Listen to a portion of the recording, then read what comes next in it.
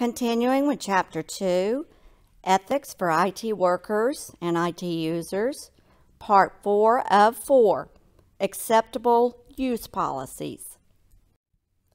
The learning outcomes include: describe how to create and enforce an information technology acceptable use policy, explain compliance, illustrate how compliance promotes the right behaviors and discourages those that are undesirable. It's important for organizations to have and make available to employees acceptable manners of using technology. Does your organization have an acceptable use policy? KSU does. Can you find the acceptable use policy to review it, or do you know what's in there? Acceptable use policies must be explicitly communicated and reinforced through repetition of the policy, evaluation of any changes that may be needed, and explaining how following the acceptable use policy is an essential part of your job when you interact with technology. For an acceptable use policy to be used, there must be disciplinary actions put into place. If someone uses company email for personal business, what are the outcomes? What if someone hosts their private business on your organization's servers? Or what if they view inappropriate material online? How inappropriate is defined? For an effective use policy, there must be penalties for not following the policy. The penalties could range from closer monitoring to termination, and they should be integrated into the employee appraisal system. A good acceptable use policy should be reinforced, discussed, and communicated with employees frequently through whatever method makes the most sense. What tools do employees use most? If it's instant messaging, then contact them there. If it's a desktop system on your network, send them an email. The important thing is to communicate and reinforce the policy by following it every day and penalizing those who violate the policy. In addition to communicating the policy to employees, you should develop and require ongoing training on the acceptable use policy. Training may be offered online, in person, using the hybrid method, whatever you need to do to reach your audience. At KSU, we have to undergo yearly training on ethics and acceptable use policy. What does your organization do? How do they communicate with their employees? Is it effective? Of course, the acceptable use policies must explicitly highlight how the information and data will be secured from those who shouldn't have access. Securing the organizational data from outsiders is certainly part of the effort, but inside employees present the biggest threat. They may inadvertently put a virus on the network, fall for a phishing scheme, give out their password, or deliberately sabotage the technology used by your organization.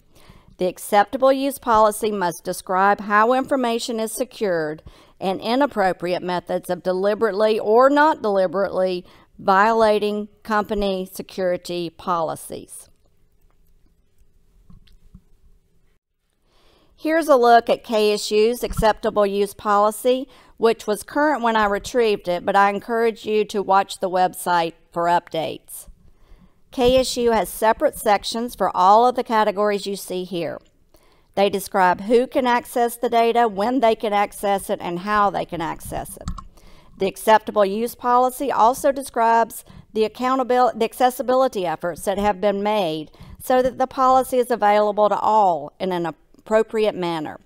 In addition, the policy describes how technology may be used, how you might be videotaped, and how you might use the computer labs available. The policy is very detailed, and I found it clear and consistent. All companies want to comply with applicable laws, regulations, and industry guidelines. They want to be in compliance with standards of the industry, the community, and the organization. Compliance means following the policies you have in place at your organization, obeying applicable laws and the use of software to track and record organizational compliance, If you don't have the expertise in-house, or if your data security is proprietary and you don't want outsiders looking at it, you might create a C-level executive position like a chief compliance officer to manage your adherence to rules, procedures, and laws. It doesn't really matter what the title says, but it should be C-level and reporting directly to the CEO or head of the organization to indicate the importance of compliance to the company. Of course, failure to comply can lead to lawsuits, fines, and even imprisonment. Sarbanes-Oxley, for instance, may fine and/or jail C-level executives who report inaccurate data for publicly traded companies. There are a couple of compliance committees that might be used at your organization or formed by the management consultants you hire. The audit committee looks at standard numbers such as sales, profit, taxes, and inventory, ensuring that the numbers available are correct and reliable. The committee will also ensure that the organization is following rules and procedures and laws in line with requirements.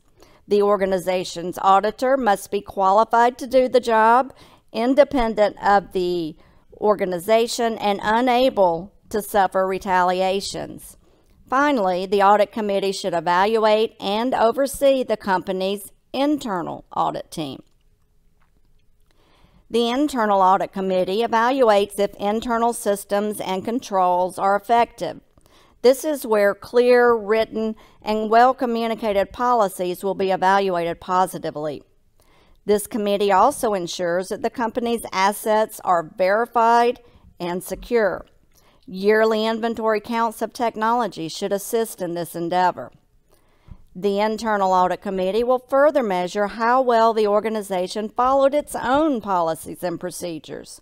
All levels should adhere to the same guidelines.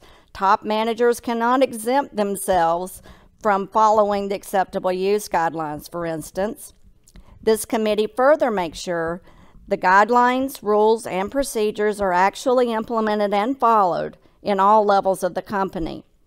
Overall, the internal audit committee evaluates the reliability and correctness of the organization's information and data. To summarize, we discussed acceptable use policies. These policies cover all employees from the CEO down to the lowest ranking person in the organization. The acceptable use policies must be regularly updated and continuously reinforced to employees. Finally, audit teams help organizations ensure that they are following appropriate rules, procedures, guidelines, and laws.